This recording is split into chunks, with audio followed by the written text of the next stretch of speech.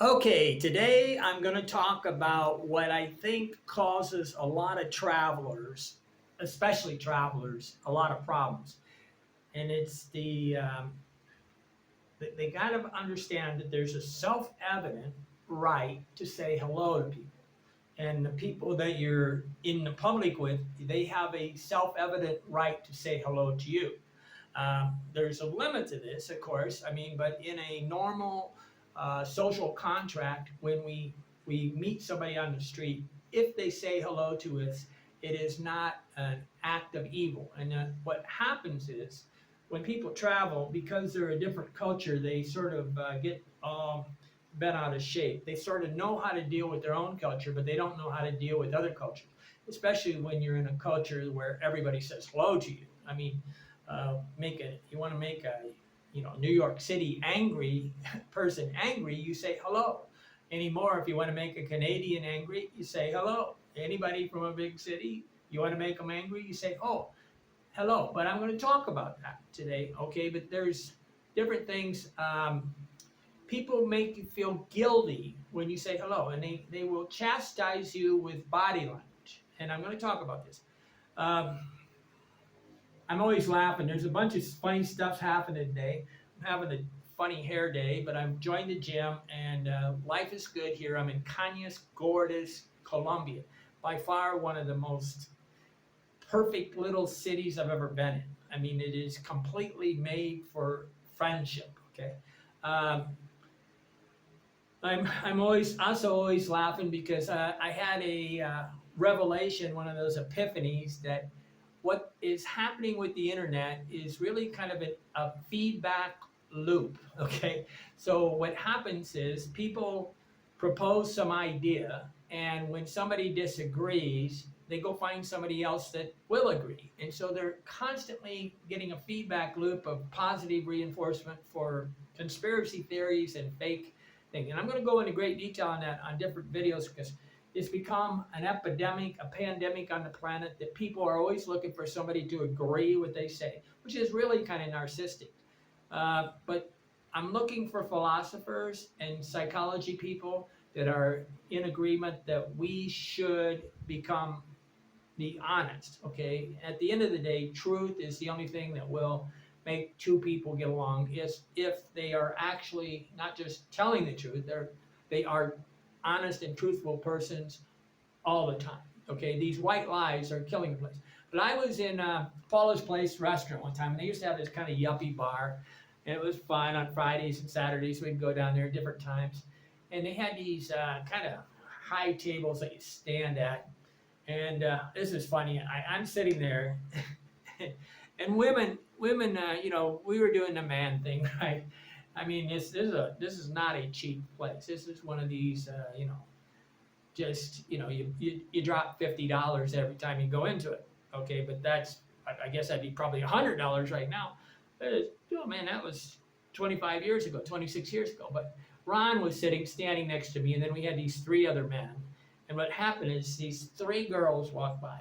And this one girl had a skirt on that was so short that the distance between her crotch and the bottom of the skirt was so low that there was no way.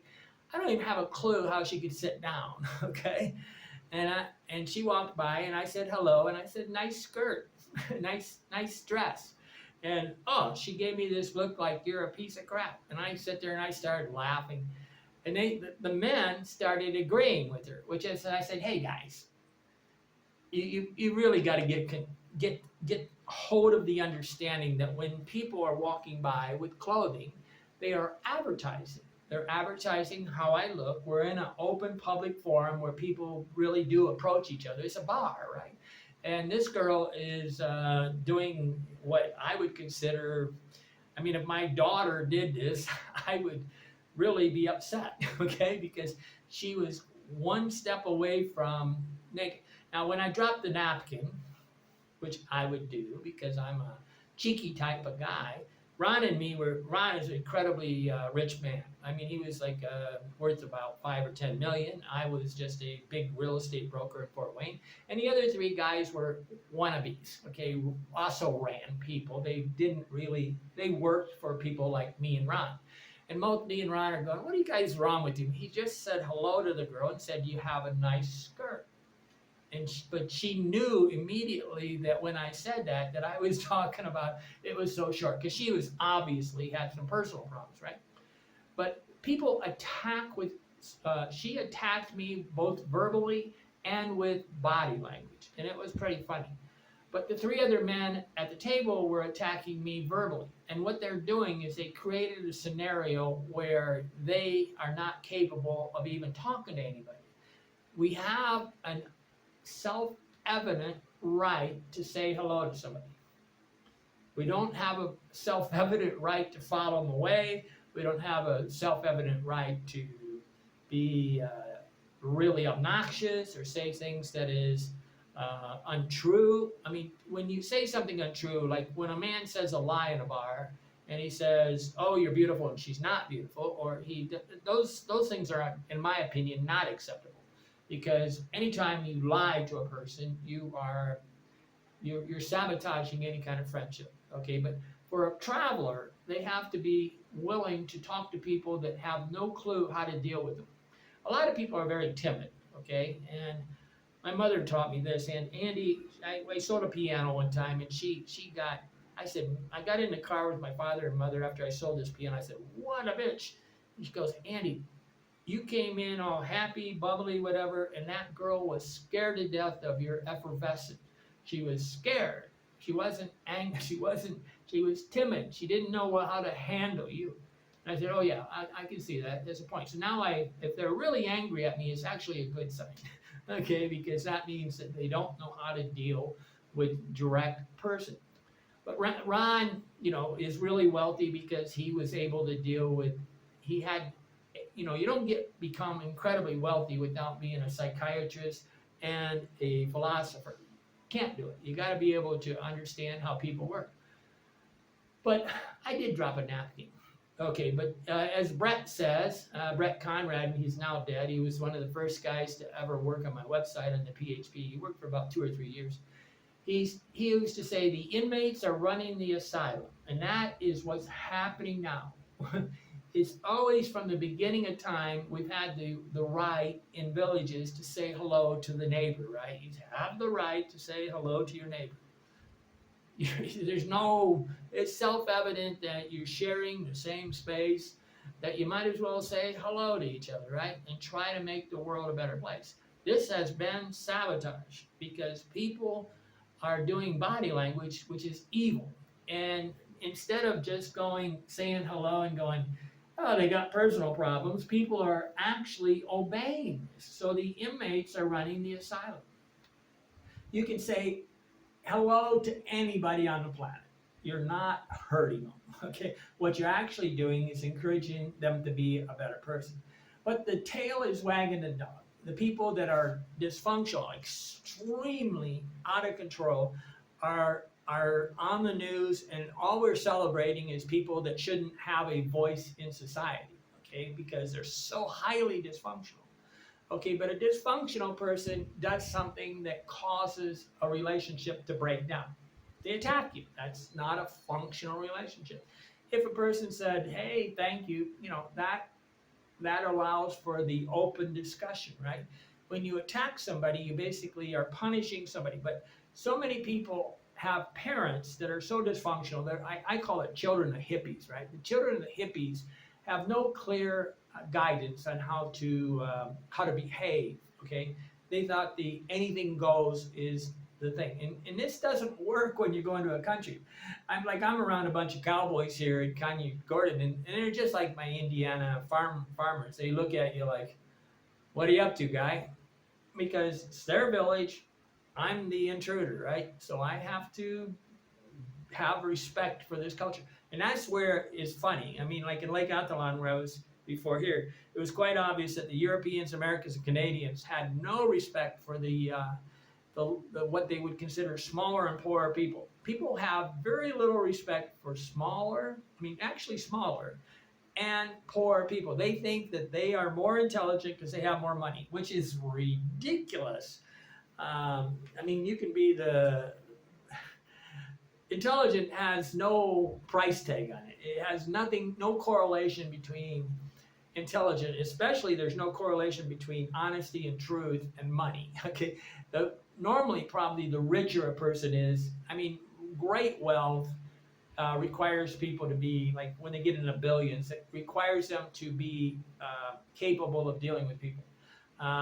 You know, couple 5 million. You know, there's people with 5 million that are absolute criminals. Okay, there's no correlation between money and being a good thing, which is why people get married to the wrong people.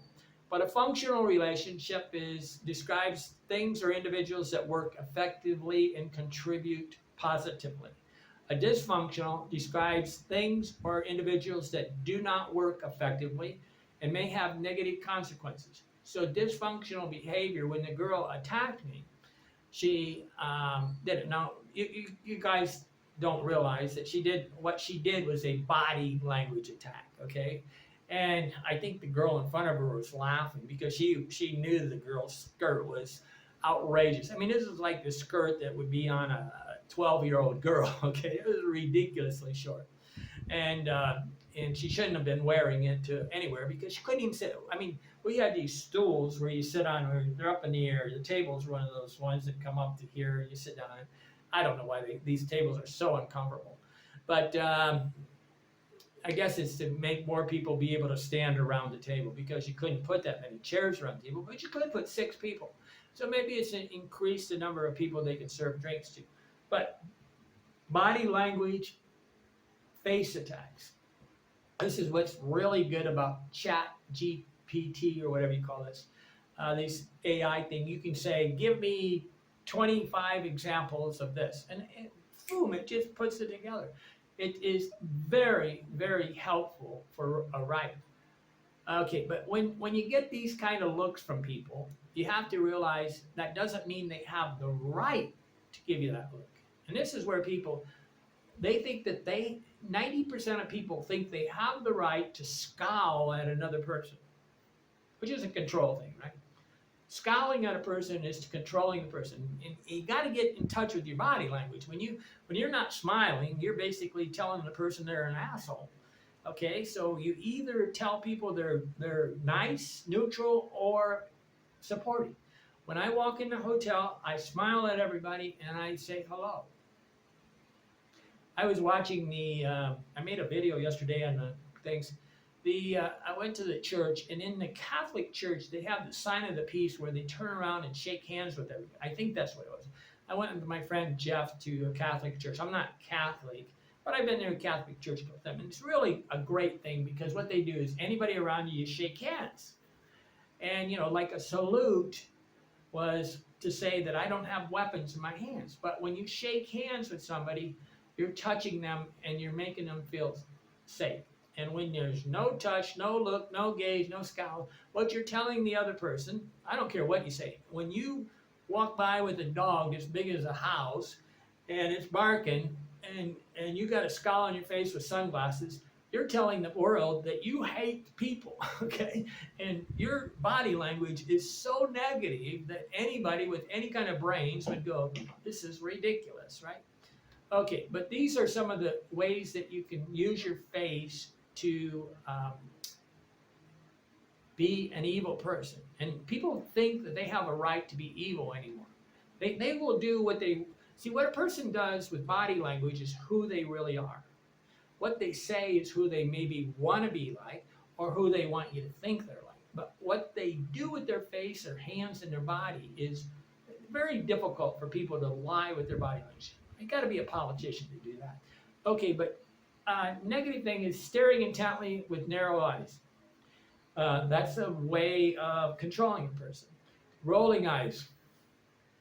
Rolling eyes. So you got to know all these body language because a lot of you are so contemptuous of everybody. You need to look in the mirror and say, I am a contemptuous person. Curling lips.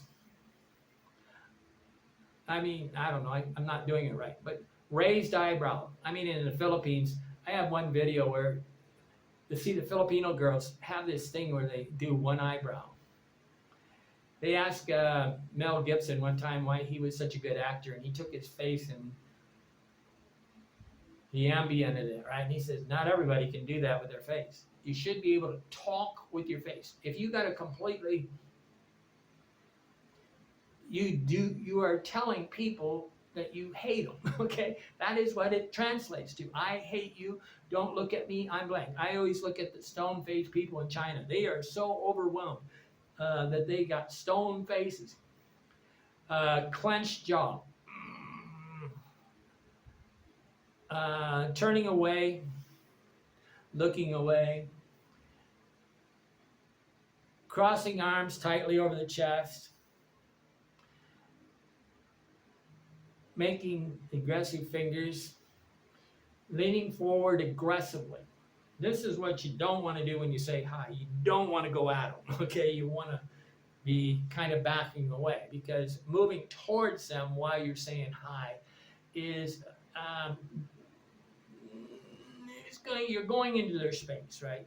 So if a person walks into within 3 feet of me, I'm doing. Now every coach has got a different level here on this space. So what I'm trying to talk about is world traveler, a global citizen learns all these things, because a really good person is going to be able to be very emotionally, mentally flexible. Okay, baring their teeth, shaking head slowly from side to side, making exaggerated sighs or huffs, squinting the eyes, causing upper lip, teeth, whatever, tilting the head back with chin raised, portray an arrogance or superiority. Don't get me wrong, I do these sometimes on purpose because I want the person to be quiet, okay? But there's people that are so out of control. I had a guy jump up and down saying, you don't listen to me. I said, no, I tell you dozens of times that I disagree with you and you're wrong, and you have no respect for me because you're jumping up and down until you think that I'm going to agree. And anytime a person raises their voice, jumps up and down, or starts to rant at you, they are a control freak, okay? But there are people that are such control freaks. Pretty much the person that tells you you're controlling normally is the controlling person, not the person that, me, I'm very blunt, straightforward, and direct. And a lot of people call me controlling. And I said, no, I'm not controlling. I just refuse to give you what you want, which is control, okay? I realize I'm not the least bit controlling. I have strong opinions, and I don't waver in those. And in the Bible, they say, let your yeses be yeses and your noes be noes. Be a John Wayne person and say what you think and let it sit. You don't have to drive it into their head.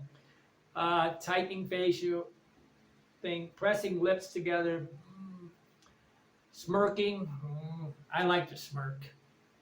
Sometimes smirking to a girl is a good way to let her know that you're an alpha male, right? See, what a woman wants, or what anybody wants, is they want to know that the person they're talking to isn't just a wishy-washy person, that they have opinions that are of value. Because if a person walks up to me and they agree with everything I say, they have zero value, okay? Which is a problem about being any kind of famous. People lie to you. They come up and they try to make you happy, and that's just not an authentic, honest person. But you have the right to say hello to anybody in public. Absolutely. And truly, I have a record. The record I have is in Ukraine, in Odessa, Ukraine. I said hello to 42 people, and not one of them said hello back. I was just I was doing it in Lake Athlon. The foreigners in Lake Athlon, this is really fun, because in Lake Athlon, if you say hello to somebody, you might hear a Guatemala say hello back, and I'm talking to a gringo, right? I mean, they're such nice people. Like here in this village, everybody says hello. In Medellin, nobody says hello back. Absolutely contradictory. But big cities the people are so afraid of everybody that they think that saying hello is a problem. And the art of saying hello is what makes you rich. Okay, Ron, my friend that was in Paula's place, was incredibly rich. He talked with anybody and everybody. He was a blabbermouth like me. We were like, I said to her, I'll never forget the biggest insult I gave him. I said, you know, you're so old that you have to start buying women. No, it wasn't true, but I said, you know, he was getting old enough that he wanted to buy them drinks, and he was up in the ante, right? And I said, Ron, there's no point in buying drinks for girls. They just get drinks for free. I said, if they don't like you, move on. I said, but there's girls that you can buy with a drink, right? I mean, there's many a girl with a $400 meal that is for sale, okay? A lot of people are for sale if you give them the right bait, which is the wrong thing to do. What we can do in a well-mannered society, that is what we want. We want good manners. Winston Churchill said, everything's forgivable except bad manners. Like, I take special interest when I'm walking down the street and I meet somebody that says hello. I take interest when they say con permiso, disculpa. When anybody says anything with manners, like when you're walking by somebody here, you can say perdóname, which is excuse me, or you can say con permiso. A really proper person will say propio, okay, and it's a higher level of manners, and I seek people out with higher levels of manners because this would be a good mother or a good friend or a good influence on any of my other friends is well-mannered people. There are people that have no manners at all that are still great people, okay? And this is the hard part is some people in Europe, they don't say excuse me, they just always, or excuse me, they just say sorry. Sorry, it's like a lot of countries do that. The only thing they can say is sorry when they're trying to say excuse me. And but if you're in a store and you hear somebody say gracias or por favor, they'll a lot of times say thank you, but they won't say I would like a coffee por favor. I would like a thing. So manners are the signals of the level of capacity of the person to deal with society. Okay, they're really coping. But so many people have been traumatized by absolutely evil people with body language that it's becoming everybody's afraid. But you can't be afraid because if you're afraid, you basically rewarded them for being a bad person. But there's truth. As a global citizen, you have a right to say hello to everybody. And trust me, you don't have a right. If you don't do it, you're gonna get in trouble. Okay, anybody that's not liked, okay, anybody that's not friendly. It's like I was talking to these two Jehovah Witnesses, which were real friendly. Jehovah Witnesses are open. They were in the park, and I said, "Guys, it's early, temprano." And I go, "It's like 7:30 in the morning," and I go, "What's going on?" Gee whiz. And I was laughing at them, but I said, I was explaining that this was a beautiful village, but we have the right to truth, okay? But anytime, the problem that the Jehovah Witnesses have is half of them think that their job is to be a salesperson. No, they're to be an example. Like the one guy, David, was really good. Sebastian was a talker. He thought that he could preach until I would change, right? I'm not going to change just because you talk a lot, okay? But I'm already a Christian, so it's kind of funny. But you know, they assume you're not a Christian. That is always hilarious.